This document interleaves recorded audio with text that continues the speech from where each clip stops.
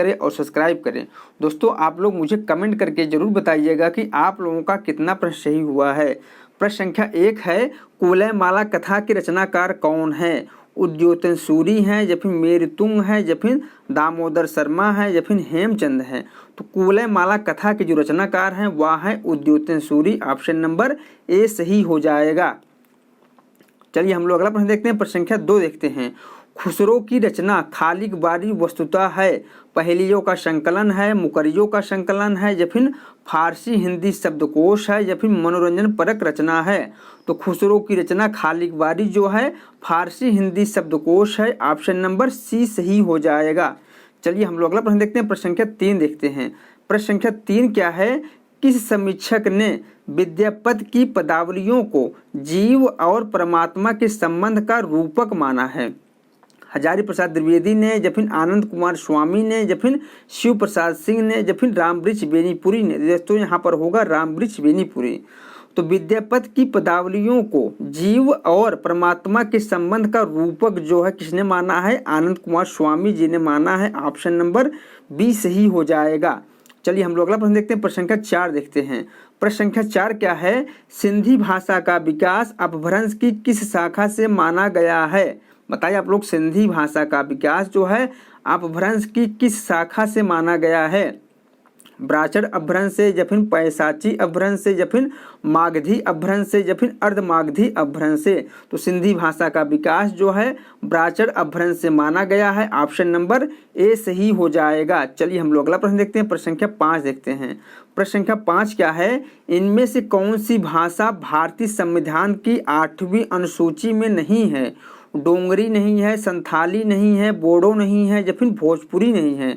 तो भारतीय संविधान की 8वीं अनुसूची में जो है डोंगरी, संथाली और बोडो शामिल है, जबकि भोजपुरी शामिल नहीं है, इसलिए ऑप्शन नंबर डी सही हो जाएगा। चलिए हम लोग अगला प्रश्न देखते हैं। प्रश्न संख्या 6 देखते हैं। प्रश्न संख्या 6 क्या है? इनमें से किस शब्द में उपसर्ग नहीं है उसे हमें बताना है? अपमान में उपसर्ग नहीं है या फिर अपराध में उपसर्ग नहीं है या फिर अपयश में उपसर्ग नहीं है या फिर अपमति में उपसर्ग नहीं है?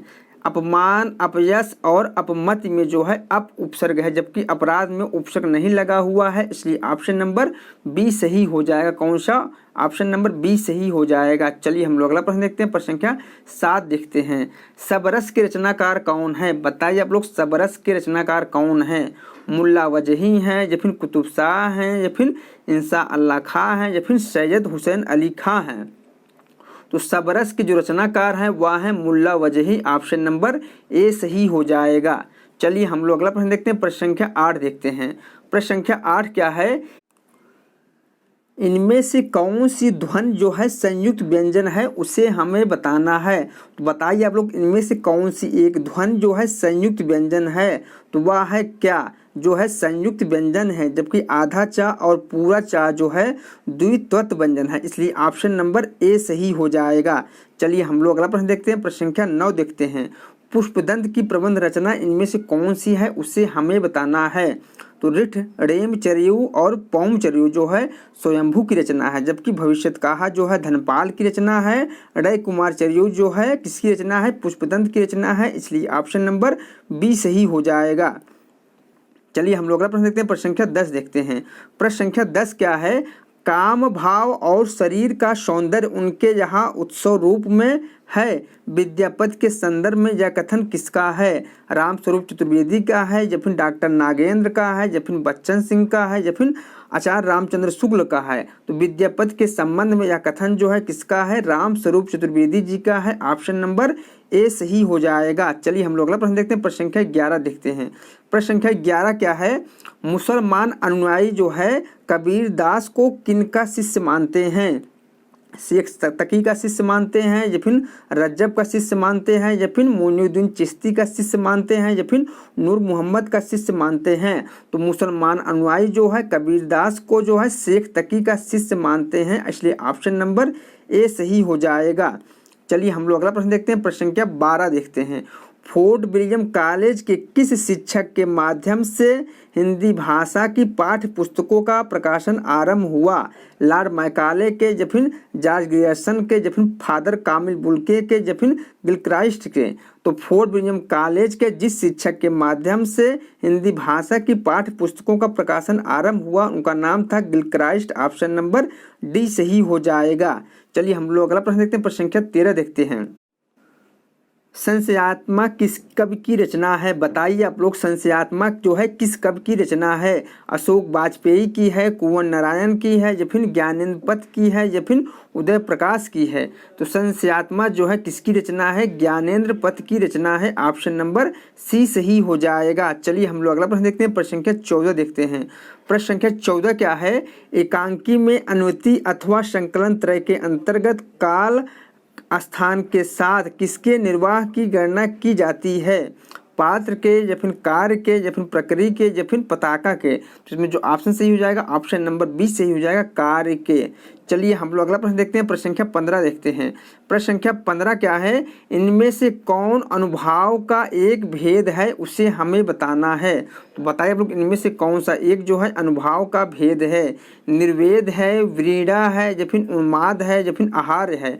तो अनुभाव की जो है 4 भेद होते हैं। वाचिक होते हैं, आंगिक होते हैं और सात्विक होते हैं। इसके अलावा जो है आहार्य होता है। ऑप्शन नंबर डी सही हो जाएगा इसमें।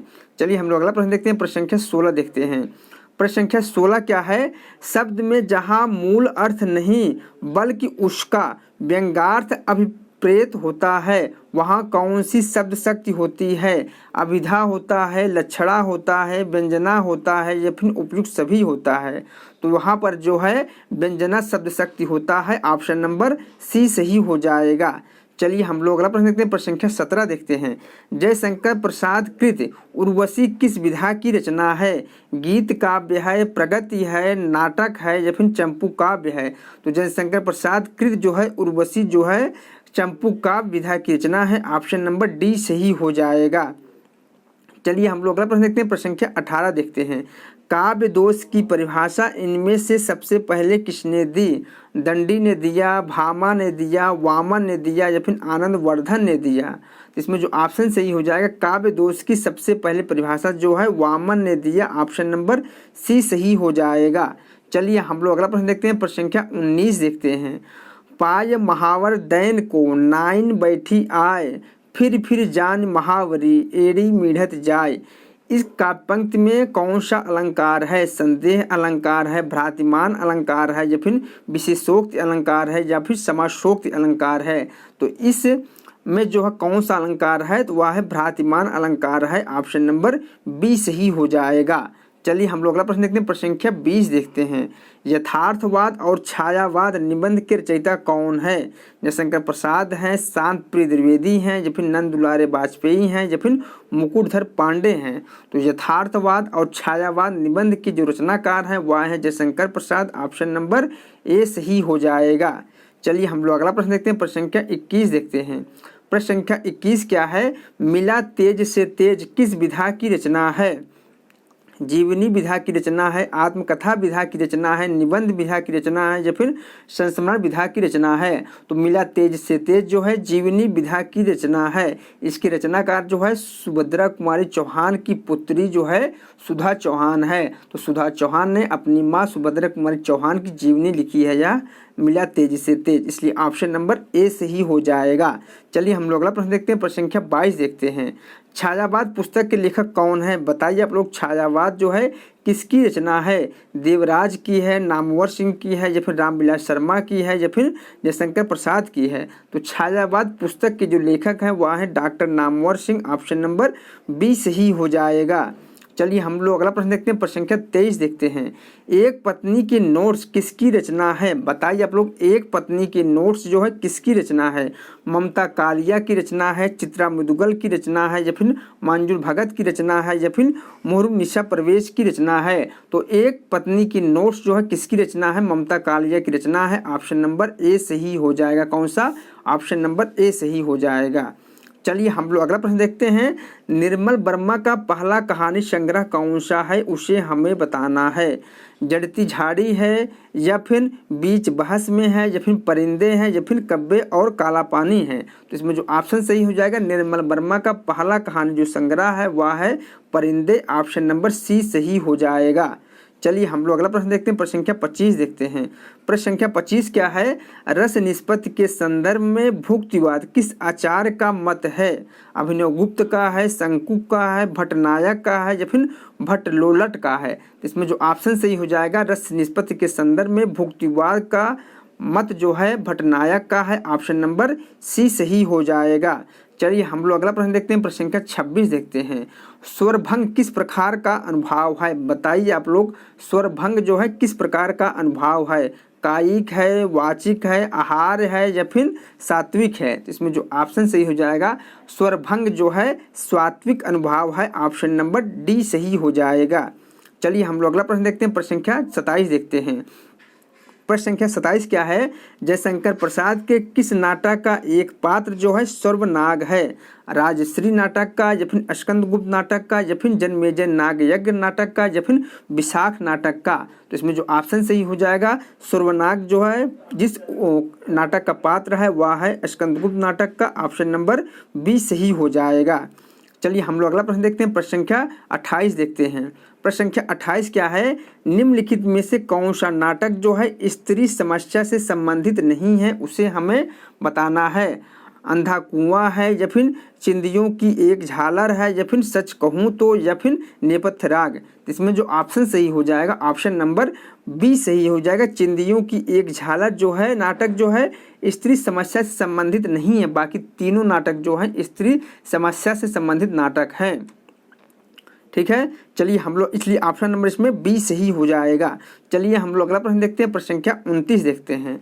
अंत हाजिर हो किस महिला नाट्यकार की रचना है? शांति मल्होत्रा की रचना है, मृणाल पांडे की रचना है, या फिर त्रिपुरारी शर्मा की रचना है, या फिर मीराकांत की रचना है? तो इसमें जो ऑप्शन सही हो जाएगा, अंत हाजिर हो जिसकी रचना है उनका नाम है मीराकांत। ऑप्शन नंबर डी सही हो जाएगा। चलिए हम लोग अगला प्रश्न देखते हैं। प्रश्न संख्या 30 देखते हैं। हम दीवानों की क्या हस्ती है, आज यहाँ कल वहाँ चले, ये काव्य पंक्ति किसकी है? बालकृष्ण शर्मा नवीन की है, माखनलाल चतुर्वेदी की है, भगवती चरण वर्मा की है, या फिर सुभद्रा कुमारी चौहान की है? तो हम दीवानों की क्या हस्ती है, आज यहाँ कल वहाँ चले, यह जो काव्य पंक्ति है यह है भगवती चरण वर्मा जी का। ऑप्शन नंबर सी सही हो जाएगा। चलिए हम लोग अगला प्रश्न देखते हैं। प्रश्न संख्या 31 देखते हैं। बात बोलोगी हम नहीं, भेद खोलोगी बात ही, काव्य पंक्ति के रचनाकार कौन है? शमशेर बहादुर सिंह है, नागार्जुन है, शिव मंगल सिंह सुमन है, या फिर त्रिलोचन शास्त्री हैं? तो इस काव्य पंक्ति की जो रचनाकार है वह है Shamsher Bahadur Singh. Option number A सही हो जाएगा। चलिए हम लोग अगला प्रश्न देखते हैं। प्रश्न संख्या 32 देखते हैं। प्रश्न संख्या 32 क्या है? जन्म अवधि हम रूप निहारल, नयन न तिरपत भेल, इन काव्य पंक्ति के रचनाकार कौन है? विद्यापति हैं, हित हरिवंश हैं, या फिर रसखान हैं, या फिर मीराबाई हैं? तो इन काव्य पंक्ति के जो रचनाकार हैं वह हैं विद्यापति। ऑप्शन नंबर ए सही हो जाएगा। चलिए हम लोग अगला प्रश्न देखते हैं। प्रश्न संख्या 33 देखते हैं। प्रश्न संख्या 33 क्या है? लोक वृत्तानुकरणम नाट्य में तन्मयता कृतम, यह कथन किस आचार्य का है? भरत का है, या फिर अभिनव गुप्त का है, या फिर धनंजय का है, या फिर रामचंद्र गुरचंद का है? तो यह कथन जो है किसका है? भरतमुनि जी का है। ऑप्शन नंबर ए सही हो जाएगा। चलिए हम लोग अगला प्रश्न देखते हैं। प्रश्न संख्या 34 देखते हैं। रूप की आराधना का मार्ग आलिंगन नहीं तो और क्या है, यह उक्त किसकी है? भवानी प्रसाद मिश्र की है, नरेंद्र शर्मा की है, या फिर रामधारी सिंह दिनकर की है, या फिर केदारनाथ अग्रवाल की है? तो यह उक्त जो है किसका है? रामधारी सिंह दिनकर जी का है। ऑप्शन नंबर सी सही हो जाएगा। चलिए हम लोग अगला प्रश्न देखते हैं। प्रश्न संख्या 35 देखते हैं। काव्य तु जयते जातु कश्चित प्रतिभावतः, यह उक्त किस आचार्य की है? भामा की है, दंडी की है, उद्भट की है, या फिर मम्मट की है? तो यह उक्त या कथन जो है किसका है? भामा का है। ऑप्शन नंबर ए सही हो जाएगा। चलिए हम लोग अगला प्रश्न देखते हैं। प्रश्न संख्या 36 देखते हैं। औचित्यम रस सिद्धस्य स्थिरम काव्यस्य जीवितम, यह उक्त किस आचार्य की है? आनंदवर्धन की है या फिर मम्मट की है या फिर क्षेमेंद्र की है या फिर विश्वनाथ की है। तो यह परिभाषा जो है किसका है, आचार्य क्षेमेंद्र जी का है। ऑप्शन नंबर सी सही हो जाएगा। चलिए हम लोग अगला प्रश्न देखते हैं, प्रश्न संख्या 37 देखते हैं। कविता सर्वोत्तम शब्दों का सर्वोत्तम क्रम विधान है, यह किस पश्चात आलोचक का मत है। बताइए आप लोग, कविता सर्वोत्तम शब्दों का सर्वोत्तम क्रम विधान है, यह किस पाश्चात्य आलोचक का मत है। तो यह जो है कालरिज का मत है। ऑप्शन नंबर सी सही हो जाएगा। चलिए हम लोग अगला प्रश्न देखते हैं, प्रश्न संख्या 38 देखते हैं। प्रश्न संख्या 38 क्या है, कविता हमारे परिपूर्ण क्षणों की वाणी है, यह कथन किसका है। बताइए आप लोग, कविता हमारे परिपूर्ण क्षणों की वाणी है, यह कथन किसका है। जयशंकर प्रसाद का है, सुमित्रा नंदन पंत का है, निराला का है या फिर महादेवी वर्मा का है। तो यह जो कथन है यह है सुमित्रा नंदन पंत का। ऑप्शन नंबर बी सही हो जाएगा। चलिए हम लोग अगला प्रश्न देखते हैं, प्रश्न संख्या 39 देखते हैं। निम्नलिखित में से कौन सा श्रृंखला मूलक अलंकार नहीं है, उसे हमें बताना है। कारण माला नहीं है या फिर माला दीपक नहीं है या फिर एकावली नहीं है या फिर काव्यलिंग नहीं है। तो श्रृंखला मूलक अलंकार जो नहीं है वह है काव्यलिंग। ऑप्शन नंबर डी सही हो जाएगा। चलिए हम लोग अगला प्रश्न देखते हैं, प्रश्न संख्या 40 देखते हैं। इनमें से कौन सी बोली जो है उकार बहुला नहीं है, उसे हमें बताना है। खड़ी बोली नहीं है, ब्रज नहीं है या फिर मुंदेली नहीं है या फिर कन्नौजी नहीं है। तो ओकार बहुला जो है ब्रज है, कन्नौजी है और बुंदेली है, जबकि खड़ी बोली क्या है, खड़ी बोली जो है आकार बहुला है, इसलिए ऑप्शन नंबर ए सही हो जाएगा। चलिए हम लोग अगला प्रश्न देखते हैं। विज्ञान गीता किस आचार्य कवि की कृति है। बताए आप लोग, विज्ञान गीता जो है किसकी रचना है। केशवदास की है, भिखारी दास की है, सेनापति की है या फिर पद्माकर की है। तो विज्ञान गीता के जो रचनाकार हैं वह है केशवदास। ऑप्शन नंबर सी सही हो जाएगा। चलिए हम लोग अगला प्रश्न देखते हैं, प्रश्न संख्या 42 देखते हैं। गीत गुंज किस कवि की रचना है। निराला की है, सुमित्रा नंदन पंत की है, राम कुमार वर्मा की है या फिर महादेवी वर्मा की है। तो गीत गुंज के जो रचनाकार हैं वह कौन है, तो वह है Nirala ji. Option number A सही हो जाएगा। गीत गुंज के रचनाकार सूर्यकांत त्रिपाठी निराला है। चलिए हम लोग अगला प्रश्न देखते हैं। छाया नामक एकांकी के लेखक कौन है। उपेंद्र नाथ अस्क है या फिर राम कुमार वर्मा है या फिर उदय शंकर भट्ट है या फिर सुदर्शन है। इसमें जो ऑप्शन सही हो जाएगा, छाया नामक एकांकी के लेखक जो है वह है सुदर्शन। ऑप्शन नंबर डी सही हो जाएगा। चलिए हम लोग अगला प्रश्न देखते हैं। राजेंद्र यादव की कहानी है, बदबू है, जहाँ लक्ष्मी कैद है या फिर गदर है या फिर जानवर और जानवर है। तो राजेंद्र यादव की जो कहानी है वह है जहाँ लक्ष्मी कैद है। ऑप्शन नंबर बी सही हो जाएगा। कौन सा, ऑप्शन नंबर बी सही हो जाएगा। चलिए हम लोग अगला प्रश्न देखते हैं, प्रश्न संख्या 45 देखते हैं। इनमें से किस आलोचक ने साधारणीकरण की व्याख्या की है। बताइए आप लोग, इनमें से किस आलोचक ने साधारणीकरण की व्याख्या की है। डॉक्टर नागेंद्र ने किया है या फिर नंद दुलारे वाजपेयी ने किया है या फिर हजारी प्रसाद द्विवेदी जी ने किया है या फिर नामवर सिंह ने किया है।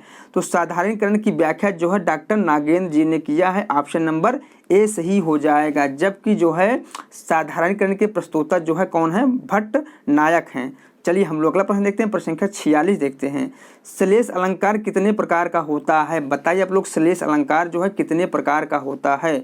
2 प्रकार का होता है, 3 प्रकार का होता है, 4 प्रकार का होता है या फिर 5 प्रकार की होता है। तो श्लेष अलंकार जो है 2 प्रकार का होता है। ऑप्शन नंबर ए सही हो जाएगा। कौन सा, ऑप्शन नंबर ए सही हो जाएगा।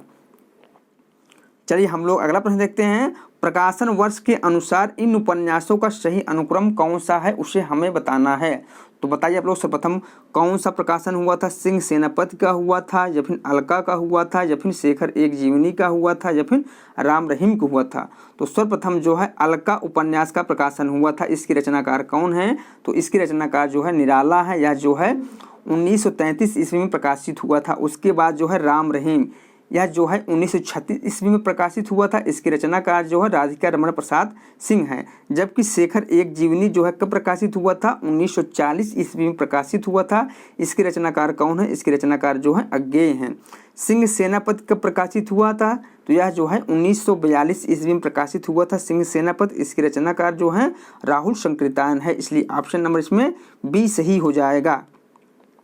चलिए हम लोग अगला प्रश्न देखते हैं। प्रश्न संख्या 48 देखते हैं। प्रकाशन वर्ष के अनुसार जयशंकर प्रसाद की कहानियों का सही अनुक्रम कौन सा है, उसे हमें बताना है। बताइए आप लोग, सर्वप्रथम कौन सा प्रकाशित हुआ था? प्रतिध्वनि हुआ था, या फिर आकाशदीप हुआ था, या फिर आंधी हुआ था, या फिर प्रतिध्वनि हुआ था? तो सर्वप्रथम जो प्रकाशित हुआ था वह हुआ था प्रतिध्वनि। कब हुआ था? 1926 ईस्वी में। प्रतिध्वनि 2 जगह पे है। उसके बाद जो है आकाशदीप प्रकाशित हुआ, दोनों में है। तो आकाशदीप कब प्रकाशित हुआ था? 1928 ईस्वी में प्रकाशित हुआ था। उसके बाद जो है आंधी प्रकाशित हुआ था, इसलिए ऑप्शन नंबर इसमें ए सही हो जाएगा। आंधी कब प्रकाशित हुआ था? तो 1931 ईस्वी में आंधी प्रकाशित हुआ था। इंद्रजाल जो है 1936 ईस्वी में प्रकाशित हुआ था। ऑप्शन नंबर इसमें ए सही हो जाएगा। चलिए हम लोग अगला प्रश्न देखते हैं। प्रश्न संख्या 49 देखते हैं। प्रश्न संख्या 49 क्या है? निम्नलिखित संप्रदायों को उनके आचार्यों के साथ सुमेलित करना है। एक तरफ जो है संप्रदाय दिया गया है, दूसरी तरफ जो है उससे संबंधित आचार्य दिए गए हैं, जिसका हमें मिलान करना है। तो बताइए, जो है भरत मुनि जो है किस संप्रदाय के आचार्य थे? तो वह थे रस संप्रदाय के। दंडी किस संप्रदाय के आचार्य थे? तो यह थे अलंकार संप्रदाय के। वामन जो है किस संप्रदाय के आचार्य थे? तो वह थे रीत संप्रदाय के। आनंदवर्धन किस संप्रदाय के आचार्य थे? तो वह थे ध्वनि संप्रदाय के। इसलिए 3, 4, 1, 2 जिसमें होगा वही सही होगा। 3, 4, 1, 2 ऑप्शन नंबर बी में है। बी ऑप्शन सही हो जाएगा। चलिए हम लोग अगला प्रश्न देखते हैं। प्रश्न संख्या 50 देखते हैं। प्रश्न संख्या 50 क्या है? अवधी भाषा का विकास किस अपभ्रंश से हुआ है? बताइए आप लोग, अवधी भाषा का विकास किस अपभ्रंश से हुआ है? महाराष्ट्री से हुआ है, सौरसेनी से हुआ है, अर्धमागधी से हुआ है, या फिर मागधी से हुआ है? तो अवधी भाषा का विकास जो है अर्धमागधी अपभ्रंश से हुआ है, इसलिए ऑप्शन नंबर सी सही हो जाएगा। चलिए हम लोग अगला प्रश्न देखते हैं। प्रश्न संख्या 51 देखते हैं। प्रश्न संख्या 51 क्या है? विकास की दृष्टि से प्राकृत की पूर्वकालीन अवस्था का नाम है। पाली है, संस्कृत है, हिंदी है, या फिर अवहट है? तो विकास की दृष्टि से प्राकृत की पूर्वकालीन अवस्था का नाम जो था वह था पाली। ऑप्शन नंबर ए सही हो जाएगा। कौन सा? ऑप्शन नंबर ए सही हो जाएगा। चलिए हम लोग अगला प्रश्न देखते हैं। प्रश्न संख्या 52 देखते हैं। गोकुलनाथ की रचना इनमें से कौन सी एक है, उसे हमें बताना है। तो गोकुलनाथ की जो रचना है वह है 84 वैष्णव की वार्ता। इसके अलावा इनकी एक और रचना है 200 वैष्णव की वार्ता, जबकि पौमचरी जो है स्वयंभू की रचना है। अगला प्रश्न है, काव्यालंकार किसकी रचना है? बताइए आप लोग, काव्यालंकार जो है किसकी रचना है?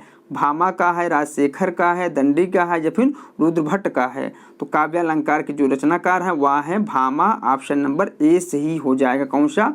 ऑप्शन नंबर ए सही हो जाएगा। चलिए हम लोग अगला प्रश्न देखते हैं। प्रश्न संख्या 54 देखते हैं। प्रश्न संख्या 54 क्या है? इनमें से कौन सी रचना जो है लल्लू लाल की नहीं है, उसे हमें बताना है। सिंहासन 32 जो है लल्लू लाल की रचना है। बैताल 25 लल्लू लाल की रचना है। लाल चंद्रिका भी जो है लल्लू लाल की रचना है, जबकि सुख सागर जो है लल्लू लाल की रचना नहीं है, इसलिए ऑप्शन नंबर सी सही हो जाएगा। तो सुख सागर की जो रचनाकार है वह है मुंशी सदासुख लाल। चलिए हम लोग अगला प्रश्न देखते हैं। प्रश्न संख्या 55 देखते हैं। इनमें से कौन सा इलाचंद जोशी का उपन्यास है, उसे हमें बताना है। तो बताइए आप लोग, इनमें से कौन सा उपन्यास जो है इलाचंद जोशी का है? सुनीता है, मुक्तिपथ है, या फिर सुखदा है, या फिर तेरी मेरी उसकी बात है? तो इलाचंद जोशी का जो उपन्यास है वह है मुक्तिपथ, इसलिए ऑप्शन नंबर बी सही हो जाएगा। जबकि सुनीता उपन्यास के रचनाकार कौन हैं? जैनेंद्र हैं। सुखदा उपन्यास के रचनाकार कौन हैं? तो वह भी जैनेंद्र हैं। तेरी मेरी उसकी बात उपन्यास के लेखक जो हैं वह हैं यशपाल। चलिए हम लोग अगला प्रश्न देखते हैं। प्रश्न संख्या 56 देखते हैं। इनमें से कौन मनोविश्लेषणवादी कथाकार नहीं है? पता आप लोग, इनमें से कौन जो है मनोविश्लेषणवादी कथाकार नहीं है, उसे हमें बताना है। जैनेंद्र कुमार, इलाचंद जोशी और अज्ञेय, ये तीनों जो हैं मनोविश्लेषणवादी कथाकार हैं, जबकि चतुर्सेन जो है नहीं है, इसलिए ऑप्शन नंबर बी सही हो जाएगा। चतुर्सेन शास्त्री जो है प्रकृतिवादी ऐतिहासिक उपन्यासकार हैं। चलिए हम लोग अगला प्रश्न देखते हैं। प्रश्न संख्या 57 देखते हैं। भारतेंदु हरिश्चंद्र का नाटक इनमें से कौन सा एक है, उसे हमें बताना है। तो बताइए आप लोग, इनमें से कौन सा एक नाटक जो है भारतेंदु हरिश्चंद्र का है? तो वह है विद्या सुंदर। ऑप्शन नंबर डी सही हो जाएगा। चलिए हम लोग अगला प्रश्न देखते हैं। प्रश्न संख्या 58 देखते हैं। इनमें से कौन सा काव्य राम कथा पर आधारित है? बता आप लोग, इनमें से कौन सा एक काव्य जो है राम कथा पर आधारित है? भूमिजा है, कामायनी है, नीरजा है या फिर यशोधरा है। तो राम कथा पर आधारित जो काव्य है वह है भूमिजा। ऑप्शन नंबर ए सही हो जाएगा। कौन सा? ऑप्शन नंबर ए सही हो जाएगा। इसके रचनाकार जो है रघुवीर शरण मिश्र हैं। चलिए हम लोग अगला प्रश्न देखते हैं। प्रश्न संख्या 59 देखते हैं। नाटक को पंचम वेद किसने कहा है? बताइए आप लोग, नाटक को पंचम वेद किसने माना है? धनंजय ने माना है, भट्टनायक ने माना है, भरतमुनि ने माना है या फिर भानुदत्त ने माना है? तो दोस्तों आप लोग बहुत अच्छी तरह से पता होगा कि नाटक को पंचम वेद किसने माना है। तो आप लोग मुझे कमेंट करके बताइएगा कि नाटक को पंचम वेद किसने माना है। चलिए हम लोग अगला प्रश्न देखते हैं। प्रश्न संख्या 60 देखते हैं। प्रश्न संख्या 60 क्या है? आगम वे पुराणे पाड़ी माड़ वहंत पंक्ति किसकी है? बताइए आप लोग, यह पंक्ति जो है किसकी है? सरहपा की है, कणहपा की है, सबरपा की है या फिर डोम्बिपा की है? तो यह काव्य पंक्ति जो है किसकी है? कणहपा की है। ऑप्शन नंबर बी सही हो जाएगा। चलिए हम लोग अगला प्रश्न देखते हैं। प्रश्न संख्या 61 देखते हैं। खड़ भाषा पुराणांचा कुरान कथित मया भाषा के संबंध में यह पंक्ति जो है किस कवि की है? जगनिक की है या फिर नरपतनाल की है या फिर चंद बरदाई की है या फिर अब्दुल रहमान की है? तो यह काव्य पंक्ति जो है किसका है? चंद बरदाई का है। ऑप्शन नंबर सी सही हो जाएगा। चलिए हम लोग अगला प्रश्न देखते हैं। प्रश्न संख्या 62 देखते हैं। प्रेमचंद के सेवा सदन उपन्यास का उर्दू शीर्षक क्या है? बाजार ए हुस्न है या फिर गोशा ए आफिमत है या फिर चौगाने हस्ती है या फिर हम खुरमा व हम सबाब है? तो प्रेमचंद के सेवा सदन उपन्यास का उर्दू जो शीर्षक है वह है बाजार ए हुस्न। ऑप्शन नंबर ए सही हो जाएगा। चलिए हम लोग अगला प्रश्न देखते हैं। प्रश्न संख्या 63 देखते हैं। नाक, भौं, पेट, दांत, मूछ आदि विषयों के निबंधकार कौन है? भारतेंदु हरिश्चंद्र है, प्रताप नारायण मिश्र हैं, बालकृष्ण भट्ट हैं और या फिर बाल मुकुंद गुप्त हैं? तो नाक, भौं, पेट, दांत, मूछ इत्यादि के जो निबंधकार हैं वह हैं Pratap Narayan Mishra. Option number B सही हो जाएगा। चलिए हम लोग अगला प्रश्न देखते हैं। प्रश्न संख्या 64 देखते हैं। जयशंकर प्रसाद का सर्वप्रथम नाटक कौन सा है उसे हमें बताना है। सज्जन है, राजश्री है या फिर कामना है या फिर विशाख है? तो बताइए आप लोग, जयशंकर प्रसाद का सर्वप्रथम नाटक कौन सा है? तो वह है सज्जन। ऑप्शन नंबर ए सही हो जाएगा। चलिए हम लोग अगला प्रश्न देखते हैं। प्रश्न संख्या 65 देखते हैं। प्रश्न संख्या 65 क्या है? शब्दों की पदरचना पर आधारित भाषाओं के वर्गीकरण को क्या कहते हैं? बताइए आप लोग, शब्दों की पदरचना पर आधारित भाषा के वर्गीकरण को क्या कहते हैं? ऐतिहासिक वर्गीकरण कहते हैं या फिर कलात्मक वर्गीकरण कहते हैं या फिर प्रभाव आधारित वर्गीकरण कहते हैं या फिर आकृति मूलक वर्गीकरण कहते हैं? तो इसमें जो ऑप्शन सही हो जाएगा ऑप्शन नंबर डी सही हो जाएगा। आकृति मूलक वर्गीकरण कहते हैं। चलिए हम लोग अगला प्रश्न देखते हैं। प्रश्न संख्या 66 देखते हैं। दूसरा दरवाजा किस विधा की रचना है? बताइए आप लोग, दूसरा दरवाजा जो है किस विधा की रचना है? नाटक विधा की रचना है, उपन्यास विधा की रचना है या फिर गीत नाट्य है या फिर कहानी है? तो दूसरा दरवाजा जो है नाटक विधा की रचना है। ऑप्शन नंबर ए सही हो जाएगा। दूसरा दरवाजा नाटक के जो नाटककार हैं वह है लक्ष्मी नारायण लाल। चलिए हम लोग अगला प्रश्न देखते हैं। प्रश्न संख्या 67 देखते हैं। इनमें से कौन सी एक रचना जो है आत्मकथा है उसे हमें बताना है। बताए आप लोग, इनमें से कौन सी एक रचना जो है आत्मकथा है? मैं आईना हूँ है या फिर पहला पड़ाव है या फिर मेरे साथ जन्म है या फिर आत्मदाह है? इसमें जो ऑप्शन सही हो जाएगा ऑप्शन नंबर सी सही हो जाएगा। मेरे साथ जन्म जो है आत्मकथा विधा की रचना है। इसके आत्मकथाकार कौन है? वह है हंसराज रहबर। चलिए हम लोग, इसलिए ऑप्शन नंबर सी सही हो जाएगा। चलिए हम लोग अगला प्रश्न देखते हैं। प्रश्न संख्या 68 देखते हैं। प्रश्न संख्या 68 क्या है? रसगंगाधर में पंडित राज जगन्नाथ ने किस बादशाह की प्रशंसा की है? बताइए आप लोग, पंडित राज जगन्नाथ ने अपनी रचना रसगंगाधर में किस बादशाह की प्रशंसा की है? शाहजहां की है, औरंगजेब की है या फिर अकबर की है या फिर बाबर की है? तो पंडित राज जगन्नाथ ने जो है शाहजहां की प्रशंसा की है अपनी रचना में, इसलिए ऑप्शन नंबर ए सही हो जाएगा। चलिए हम लोग अगला प्रश्न देखते हैं। रचना काल के अनुसार भारतेंदु के नाटकों का सही अनुक्रम बताना है। बताए आप लोग, भारतेंदु हरिश्चंद्र के नाटकों का सही अनुक्रम कौन सा होगा? सर्वप्रथम इन्होंने कौन सा लिखा है? नील देवी लिखा है या फिर सती प्रताप लिखा है या फिर अंधेर नगरी लिखा है या फिर भारत दुर्दशा लिखा है। तो इन्होंने सर्वप्रथम कौन सा लिखा था? भारत दुर्दशा सर्वप्रथम लिखा था। कब लिखा था? 1980 ईस्वी में। उसके बाद जो है नील देवी लिखा है। नील देवी कब लिखा था इन्होंने? 1881 ईस्वी में और 1880 ईस्वी में भारत दुर्दशा को लिखा। अंधेर नगरी को कब लिखा? अंधेर नगरी को जो है 1881 में लिखा। और सती प्रताप को जो है 1882 ईस्वी में लिखा। इसलिए ऑप्शन नंबर इसमें डी सही हो जाएगा। चलिए हम लोग अगला प्रश्न देखते हैं। प्रश्न संख्या 70 देखते हैं। पंत की काव्य रचनाओं का सही अनुक्रम कौन सा है, उसे हमें बताना है। बताए आप लोग सर्वप्रथम इन्होंने कौन सी रचना लिखा? गुंजन लिखा, पल्लव लिखा या फिर युगांत लिखा या फिर पल्लव दो जगह है। तो इन्होंने सर्वप्रथम कौन सी रचना लिखा? तो इन्होंने सर्वप्रथम जो है पल्लव लिखा। पल्लव दो में है। उसके बाद कौन सा लिखा? उसके बाद गुंजन लिखा। गुंजन भी दोनों में है। उसके बाद कौन सा लिखा? उसके बाद इन्होंने युगांत लिखा। उसके बाद ग्राम्य लिखा। इसलिए ऑप्शन नंबर बी सही हो जाएगा। पल्लव इन्होंने 1928 में लिखा। गुंजन जो है 1932 में लिखा। युगांत कब लिखा? युगांत जो है 1936 में लिखा। जबकि ग्राम्य जो है 1940 ईस्वी में लिखा था। किसने? सुमित्रानंदन पंत जी ने। चलिए हम लोग अगला प्रश्न देखते हैं। प्रश्न संख्या 71 देखते हैं। प्रश्न संख्या 71 क्या है? निम्नलिखित नाटकों को उनके नाटकोकारों के साथ मिलान करना है। बताइए आप लोग। हनुष नाटक के नाटककार कौन है? तो हनुष नाटक के नाटककार जो है भीष्म साहनी है। दशरथ नंदन नाटक के नाटककार कौन है? तो वह है जगदीश चंद्र माथुर हैं। पैरों तले की जमीन के नाटककार कौन है? तो वह है मोहन राकेश हैं। तिलचट्टा के नाटककार कौन है? तो आप लोगों को पता ही होगा। तिलचट्टा नाटक के नाटककार जो है मुद्रा राक्षस हैं। चलिए हम लोग अगला प्रश्न देखते हैं। प्रश्न संख्या 72 देखते हैं। प्रश्न संख्या 72 क्या है? निम्नलिखित संस्थाओं को उनके संस्थापकों के साथ सुमेलित करना है। एक तरफ जो है संस्था दिया गया है, दूसरी तरफ जो है उससे संबंधित संस्थापक दिए गए हैं, जिसका हमें मिलान करना है। तो बताइए आप लोग, ब्रह्म समाज की स्थापना किसने किया था? तो ब्रह्म समाज की स्थापना जो है किसने किया था? राजा राम मोहन राय ने किया था। प्रार्थना समाज की स्थापना किसने किया था? तो प्रार्थना समाज की स्थापना जो है केशव चंद्र सेन ने किया था। आर्य समाज की स्थापना किसने किया था? तो आर्य समाज की स्थापना जो है दयानंद सरस्वती ने किया था। रामकृष्ण मिशन की स्थापना किसने किया था? तो रामकृष्ण मिशन की स्थापना जो है विवेकानंद जी ने किया था। किसने किया था? विवेकानंद जी ने किया था। चलिए हम लोग अगला प्रश्न देखते हैं। प्रश्न संख्या 73 देखते हैं। प्रश्न संख्या 73 क्या है? प्रेम वाटिका किसकी काव्यकृति है? बताए आप लोग। प्रेम वाटिका जो है किसकी काव्यकृति है? रसखान की है, नागरीदास की है, आलम की है या फिर भारतेंदु हरिश्चंद्र की है? तो प्रेम वाटिका जो है किसकी रचना है? रसखान की रचना है। ऑप्शन नंबर ए सही हो जाएगा। कौन सा? ऑप्शन नंबर ए सही हो जाएगा। चलिए हम लोग अगला प्रश्न देखते हैं। प्रश्न संख्या 74 देखते हैं। अनग नाटक किस कवि के द्वारा लिखा गया है? बताइए आप लोग। अनग नाटक जो है किसका नाटक है?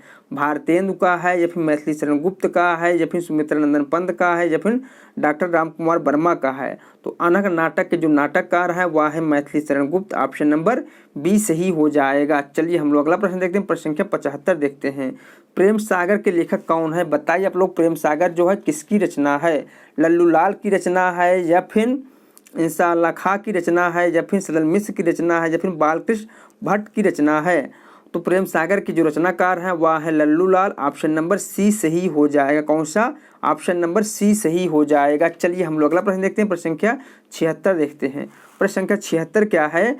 आत्मनिरीक्षण के लेखक कौन है? बताए आप लोग। आत्मनिरीक्षण के लेखक कौन है? वियोगी हरि हैं या फिर गुलाब राय हैं या फिर हरिभाव उपाध्याय हैं या फिर सेठ गोविंद दास हैं?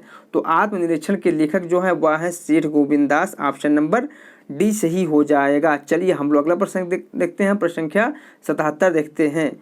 पृथ्वी प्रदक्षिणा के लेखक कौन है? बताइए आप लोग। पृथ्वी प्रदक्षिणा के लेखक कौन है? मौलवी महेश प्रसाद है या फिर राहुल संकृतायन है या फिर शिव प्रसाद गुप्त है या फिर सत्यदेव परिव्राजक हैं? तो पृथ्वी प्रदक्षिणा के जो लेखक हैं वह है शिव प्रसाद गुप्त। ऑप्शन नंबर सी सही हो जाएगा। कौन सा? ऑप्शन नंबर सी सही हो जाएगा। चलिए हम लोग अगला प्रश्न देखते हैं। इनमें से किस उपन्यास के लेखक अमृतलाल नागर नहीं हैं? बताए आप लोग। इनमें से कौन सा एक उपन्यास जो है अमृतलाल नागर का नहीं है? सुहाग का नुपुर नहीं है, मानस का हंस नहीं है, भूले बिसरे चित्र नहीं है या फिर बुध और समुद्र नहीं है? तो अमृतलाल नागर का जो उपन्यास है वह है सुहाग के नुपुर, मानस का हंस और बुध और समुद्र है। इसलिए ऑप्शन नंबर इसमें सी सही हो जाएगा। भूले बिसरे चित्र जो है किसका उपन्यास है? यह है भगवती चरण वर्मा का। चलिए हम लोग अगला प्रश्न देखते हैं। निम्नलिखित में से कौन सा नाटक जो है सुरेंद्र शर्मा का नहीं है, उसे हमें बताना है। बता आप लोग इनमें से कौन सा एक नाटक जो है सुरेंद्र शर्मा का नहीं है। एक दूनी एक है, या फिर मादा कैक्टस है, या फिर सेतुबंद है, या फिर कैद ए हयात है। तो एक दूनी एक, सेतुबंद और कैद ए हयात जो है सुरेंद्र शर्मा का नाटक है, जबकि मादा कैक्टस जो है सुरेंद्र शर्मा का नाटक नहीं है, इसलिए ऑप्शन नंबर बी सही हो जाएगा। इसके नाटककार कौन है मादा कैक्टस के? तो वह है लक्ष्मी नारायण लाल। चलिए हम लोग अगला प्रश्न देखते हैं, प्रश्न संख्या 80 देखते हैं। प्रश्न संख्या 80 क्या है? निम्नलिखित में से कौन सा उपन्यास राहुल संकृत्यायन का नहीं है? बताइए आप लोग इनमें से कौन सा एक उपन्यास जो है राहुल संकृत्यायन का नहीं है। सिंह सेनापति नहीं है, या फिर जय योधेय नहीं है, या फिर दिवोदास नहीं है, या फिर व्यतीत नहीं है। तो सिंह सेनापति, जय योधेय और दिवोदास जो है राहुल संकृत्यायन का उपन्यास है, जबकि व्यतीत जो है इनका उपन्यास नहीं है, इसलिए ऑप्शन नंबर डी सही हो जाएगा। व्यतीत उपन्यास के लेखक जो हैं वहाँ हैं जैनेन्द्र कुमार। चलिए हम लोग अगला प्रश्न देखते हैं, प्रश्न संख्या 81 देखते हैं। प्रश्न संख्या 81 क्या है? ज्ञान दूर कुछ क्रिया भिन्न है, इच्छा क्यों हो पूरी मन की, एक दूसरे से ना मिल सके, यह विडंबना है जीवन की। इन काव्य पंक्तियों के रचनाकार कौन है? जयशंकर प्रसाद हैं, सुमित्रा नंदन पंत हैं, या फिर अज्ञेय हैं, या फिर राम नरेश त्रिपाठी हैं। तो इन काव्य पंक्ति के जो रचनाकार हैं वह हैं Jaishankar Prasad. Option number A सही हो जाएगा। कौन सा? ऑप्शन नंबर ए सही हो जाएगा।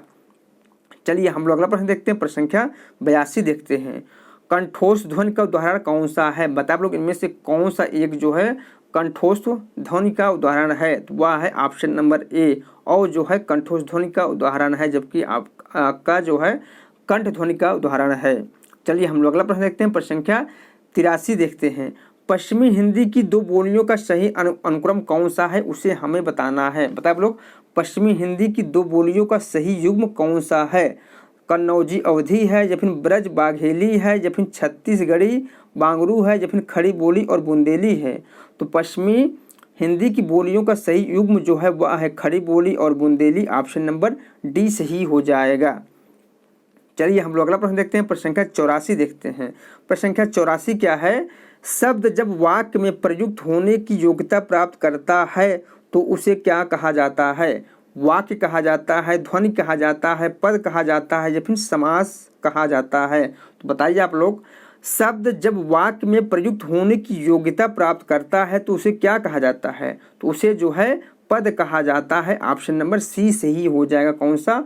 ऑप्शन नंबर सी सही हो जाएगा। चलिए हम लोग अगला प्रश्न देखते हैं। भाषा काव्य संग्रह किसकी कृति है? बताइए आप लोग, भाषा काव्य संग्रह जो है किसकी काव्य कृति है? महेश दत्त शुक्ल की है, रामचंद्र शुक्ल की है, या फिर देवी दत्त शुक्ल की है, या फिर श्याम बिहारी मिश्र की है। तो भाषा काव्य संग्रह के जो रचनाकार हैं वह है महेश दत्त शुक्ल। ऑप्शन नंबर ए सही हो जाएगा।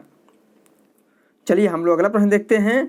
वल्लभाचार्य का वेदांत सूत्र पर लिखा गया प्रसिद्ध ग्रंथ कौन सा है? पुष्ट मार्ग रहस्य है, या फिर आनंद भाष्य है, या फिर अणुभाष्य है, या फिर सृष्टि रहस्य है। तो इसमें जो ऑप्शन सही हो जाएगा ऑप्शन नंबर सी सही हो जाएगा, वह है अणुभाष्य। वल्लभाचार्य का वेदांत सूत्र पर लिखा गया प्रसिद्ध ग्रंथ जो है वह है अणुभाष्य। चलिए हम लोग अगला प्रश्न देखते हैं, प्रश्न संख्या 87 देखते हैं। पानी परात को हाथ छुयो नहीं, नैनन के जल सो पग धोए, किस कवि की पंक्तियां है? बता लोग, यह काव्य पंक्ति जो है किस कवि की है? सूरदास की है, रहीम की है, गंग कवि की है, या फिर नरोत्तम दास की है। तो पानी परात को हाथ छुए नहीं, नैनन के जल सो पग धोए, यह काव्य पंक्ति जो है नरोत्तम दास की है। ऑप्शन नंबर डी सही हो जाएगा। चलिए हम लोग अगला प्रश्न देखते हैं। तुलसीदास के गुरु कौन थे? बताए आप लोग, तुलसीदास के गुरु कौन थे? रामानंद थे, या फिर नरेहरानंद थे, या फिर रामानुजाचार्य थे, या फिर हनुमत शास्त्री थे। तो तुलसीदास के जो गुरु थे वह थे नरेहरानंद। ऑप्शन नंबर सी सही हो जाएगा।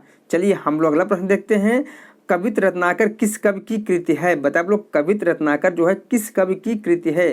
केशवदास की है, भिखारी दास की है, पद्माकर की है, या फिर सेनापति की है। तो कवित रत्नाकर के जो रचनाकार है वह है सेनापति। ऑप्शन नंबर डी सही हो जाएगा। चलिए हम लोग अगला प्रश्न देखते हैं। उत्तर कबीर नामक कविता किस कवि की है? बताए आप लोग, उत्तर कबीर नामक कविता जो है किस कवि की है?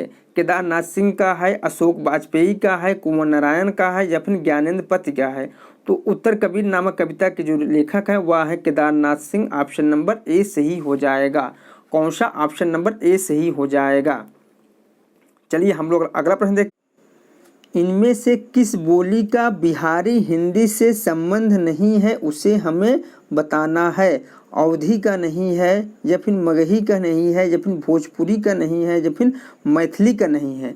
तो बिहारी हिंदी से संबंध जो बोली है वह है मगही है, मैथिली है, भोजपुरी है, जबकि अवधी का पूर्वी हिंदी से संबंध है, इसलिए ऑप्शन नंबर ए सही हो जाएगा। चलिए हम लोग अगला प्रश्न देखते हैं। प्रश्न संख्या 52 देखते हैं। हिंदी साहित्य का अतीत के लेखक कौन है? बताइए आप लोग, हिंदी साहित्य का अतीत के लेखक कौन है? विश्वनाथ प्रसाद मिश्र हैं, विश्वनाथ त्रिपाठी हैं या फिर श्याम सुंदर दास हैं या फिर गणपत चंद्र गुप्त हैं? तो हिंदी साहित्य का अतीत के जो लेखक हैं वह हैं Vishwanath Prasad Mishra. Option number A सही हो जाएगा। चलिए हम लोग अगला प्रश्न देखते हैं। दोहा या दूहा मूलतः किस भाषा का छंद है? बताइए आप लोग, दोहा या दूहा जो है मूलतः किस भाषा का छंद है? प्राकृत भाषा का छंद है या फिर अपभ्रंश भाषा का छंद है या फिर हिंदी का छंद है या फिर संस्कृत भाषा का छंद है? दोहा या दूहा जो है अपभ्रंश भाषा का छंद है, इसलिए ऑप्शन नंबर बी सही हो जाएगा। चलिए हम लोग अगला प्रश्न देखते हैं। प्रश्न संख्या 54 देखते हैं। प्रश्न संख्या 54 क्या है? जो नर दुख में दुख नहीं माने, सुख स्नेह अरु भय नहीं जाके कंचन माटी जाने। इन काव्य पंक्ति के रचनाकार कौन है? सूरदास है, गुरु नानक है, कबीर दास है या फिर रैदास है? तो बताइए आप लोग, इन पंक्ति के रचनाकार कौन है? तो वह है Guru Nanak ji. Option number B सही हो जाएगा। चलिए हम लोग अगला प्रश्न देखते हैं। प्रश्न संख्या 95 देखते हैं। निम्नलिखित में से कौन अष्टछाप का कवि नहीं है उसे हमें बताना है। तो बताइए आप लोग, इनमें से कौन एक जो है अष्टछाप का कवि नहीं है? कुम्भन दास नहीं है, कृष्णदास नहीं है, छीत स्वामी नहीं है या फिर ध्रुवदास नहीं है। तो अष्टछाप के इनमें से जो कवि हैं वह है कुम्भन दास हैं, कृष्णदास हैं और छीत स्वामी हैं, जबकि ध्रुवदास जो है अष्टछाप के कवि नहीं है, इसलिए ऑप्शन नंबर डी सही हो जाएगा। चलिए हम लोग अगला प्रश्न देखते हैं। तुम नीके दुह जानत गया, चली कुंवर रसिक मनमोहन लागो तिहारे पया। इन काव्य पंक्ति के रचनाकार कौन है? सूरदास हैं, कुम्भन दास हैं, नंददास हैं या फिर परमानंद दास हैं? तो बताइए आप लोग, इन काव्य पंक्ति के रचनाकार कौन हैं? तो इन काव्य पंक्ति के जो रचनाकार हैं वह हैं कुम्भन दास। ऑप्शन नंबर बी सही हो जाएगा। चलिए हम लोग अगला प्रश्न देखते हैं। प्रश्न संख्या 97 देखते हैं। निम्नलिखित में से कौन हनुमान चरित का रचनाकार है? बताइए आप लोग, हनुमान चरित जो है किसकी रचना है? नाभा दास की रचना है, अग्रदास की रचना है, तुलसीदास की रचना है या फिर रायमल पांडे की रचना है? तो हनुमान चरित के रचनाकार कौन है? तो वह है Raimal Pandey ji. Option number D सही हो जाएगा। चलिए हम लोग अगला प्रश्न देखते हैं। प्रश्न संख्या 98 देखते हैं। ललित ललाम किसका ग्रंथ है? बताइए आप लोग, ललित ललाम जो है किसका ग्रंथ है? जसवंत सिंह का है, भूषण कवि का है या फिर पद्माकर का है या फिर मतिराम का है? ललित ललाम के जो रचनाकार है वह है मतिराम। ऑप्शन नंबर डी सही हो जाएगा। चलिए हम लोग अगला प्रश्न देखते हैं। प्रश्न संख्या 99 देखते हैं। डेल सो बनाए आए मेलत सभा के बीच, डेल सो बनाए आए मेलत सभा के बीच, लोगन कवित कीबो खेल कर जानव है। ये काव्य पंक्ति किसकी है? आलम की है, बोधा की है, ठाकुर की है या फिर द्विजदेव की है? तो इन काव्य पंक्ति के जो रचनाकार है वह है Thakur ji. Option number C सही हो जाएगा। चलिए हम लोग अगला प्रश्न देखते हैं। प्रश्न संख्या 100 देखते हैं। प्रश्न संख्या 100 क्या है? निम्नलिखित में से इनमें से कौन सा एक लेखक जो है भारतेंदु मंडल का नहीं है उसे हमें बताना है। प्रताप नारायण मिश्र नहीं है या फिर बद्री नारायण चौधरी प्रेमघन नहीं है या फिर बालकृष्ण भट्ट नहीं है या फिर राजा लक्ष्मण सिंह नहीं है? तो भारतेंदु मंडल के जो लेखक हैं वह है प्रताप नारायण मिश्र हैं, बद्री नारायण चौधरी प्रेमघन हैं, बालकृष्ण भट्ट हैं, जबकि राजा लक्ष्मण सिंह जो है भारतेंदु मंडल के बाहर के कवि हैं, इसलिए ऑप्शन नंबर डी सही हो जाएगा। राजा लक्ष्मण सिंह जो है भारतेंदु मंडल के कवि नहीं हैं।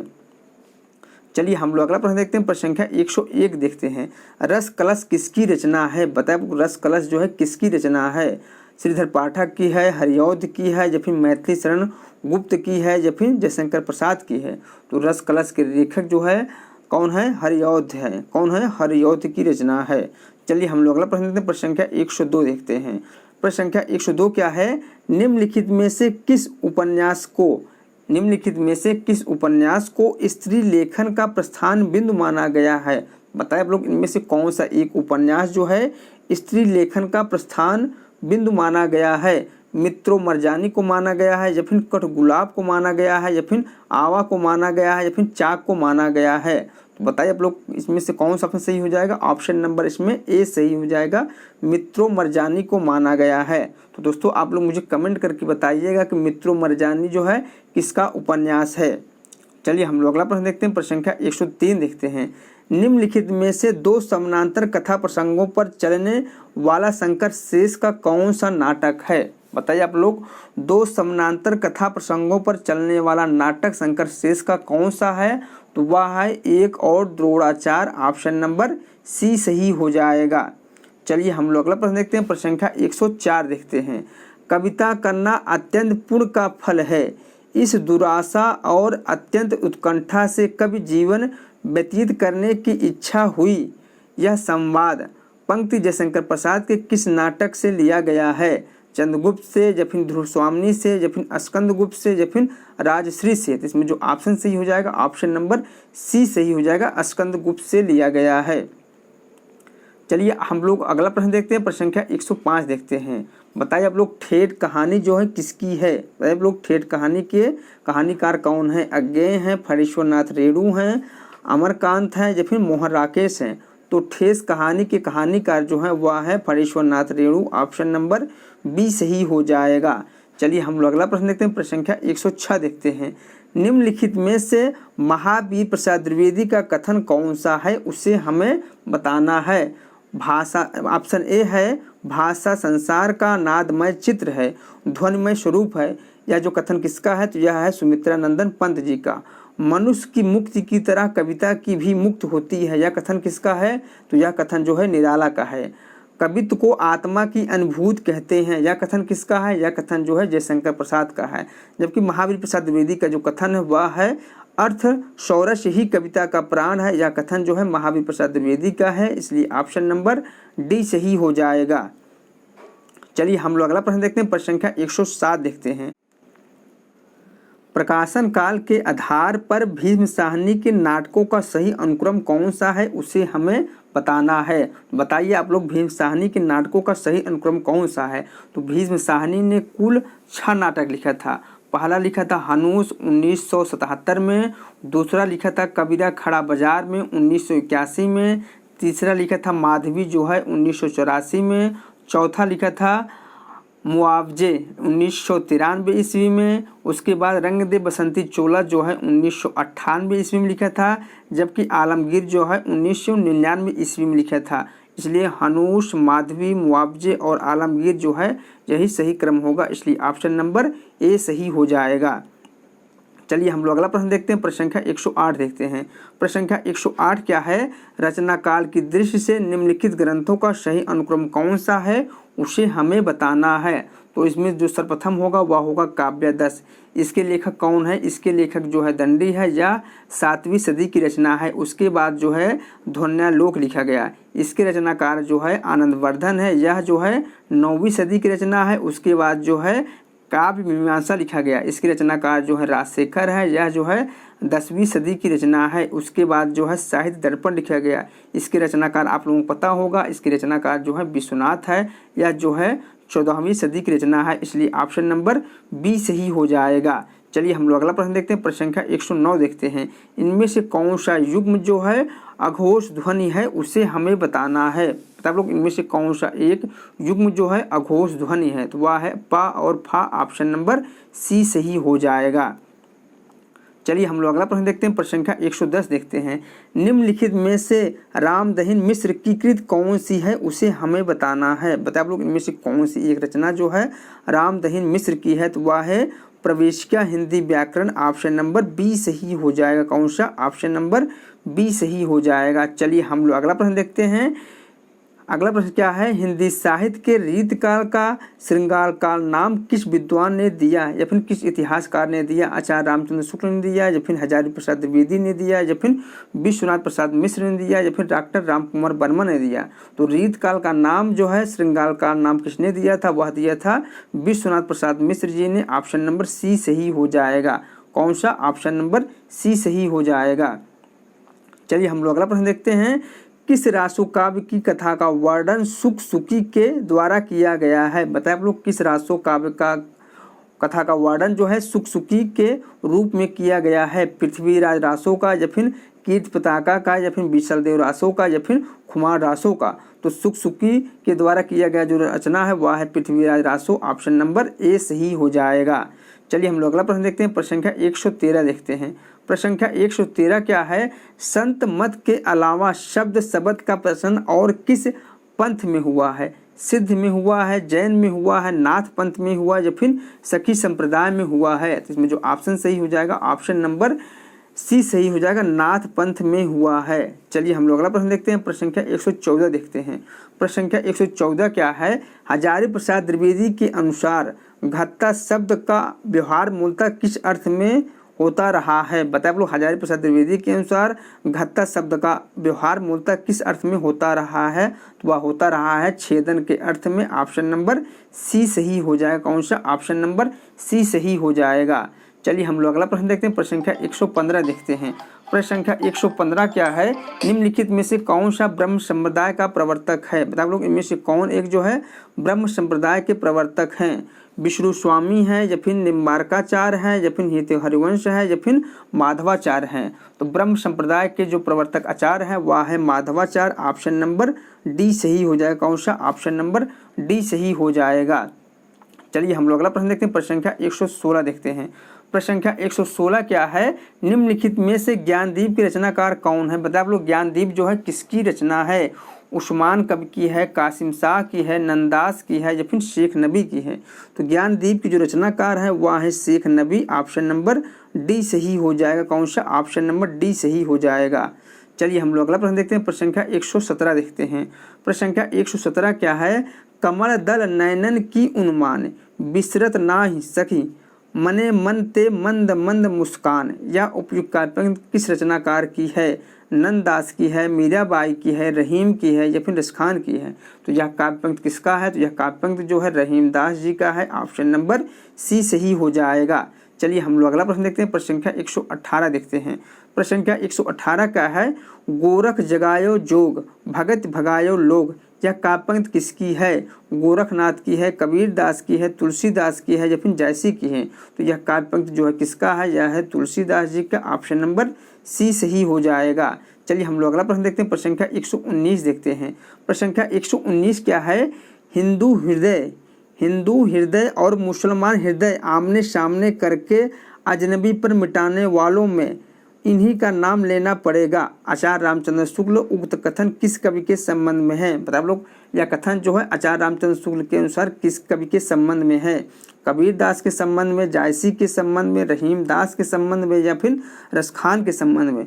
यह कथन जो है जायसी के संबंध में आचार्य रामचंद्र शुक्ल कहे हैं, इसलिए ऑप्शन नंबर बी सही हो जाएगा। चलिए हम लोग अगला प्रश्न देखते हैं, प्रश्न संख्या 120 देखते हैं। प्रश्न संख्या 120 क्या है, भिखारी दास ने काव्य निर्णय में किसका विवेचन किया है?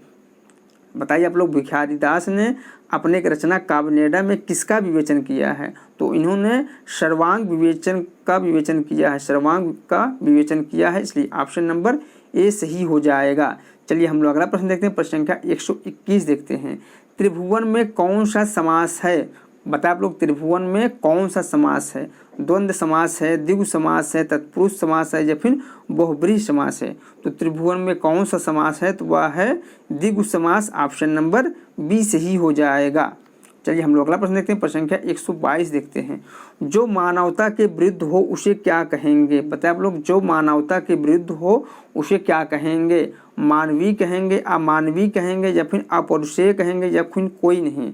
जो मानवता के विरुद्ध हो उसे जो है अमानवीय कहेंगे। ऑप्शन नंबर बी सही हो जाएगा। चलिए हम लोग अगला प्रश्न देखते हैं, प्रश्न संख्या 123 देखते हैं। सफेद झूठ होने का क्या अर्थ होता है? बताए आप लोग सफ़ेद झूठ होने का क्या अर्थ होता है, तो इसका अर्थ होता है पूर्णतः असत्य। ऑप्शन नंबर ए सही हो जाएगा, ऑप्शन नंबर ए सही हो जाएगा, पूर्णतः असत्य। चलिए हम लोग अगला प्रश्न देखते हैं, प्रश्न संख्या 124 देखते हैं। प्रश्न संख्या 124 क्या है, सर्व शब्द का सर्वायोह रूप किस विभक्ति वचन का है, तृतीय एक वचन या फिर चतुर्थी द्विवचन या फिर षष्ठी द्विवचन या फिर पंचमी बहुवचन। तो सर्व शब्द का सर्वायोह रूप जो है षष्ठी द्विवचन का है, ऑप्शन नंबर सी सही हो जाएगा। चलिए हम लोग अगला प्रश्न देखते हैं, प्रश्न संख्या 125 देखते हैं और इस प्रैक्टिस सेट का लास्ट क्वेश्चन देखते हैं। प्रश्न संख्या 125 है, कवियों में कालिदास श्रेष्ठ हैं, इसका सही अनुवाद क्या होगा। बताए आप लोग इसका सही अनुवाद क्या होगा, किसका, कवियों में कालिदास श्रेष्ठ है, इसका संस्कृत अनुवाद जो होगा वह होगा कविसु कालिदासा श्रेष्ठ। ऑप्शन नंबर ए सही हो जाएगा, कौन सा, ऑप्शन नंबर ए सही हो जाएगा। ठीक दोस्तों, मेरा यह प्रैक्टिस सेट यहीं समाप्त हो रहा है। मिलते हैं नेक्स्ट प्रैक्टिस सेट में। आप लोगों का मेरा वीडियो कैसा लगा आप लोग मुझे ज़रूर कमेंट करके बताइएगा। ठीक है, मिलते हैं नेक्स्ट प्रैक्टिस सेट में।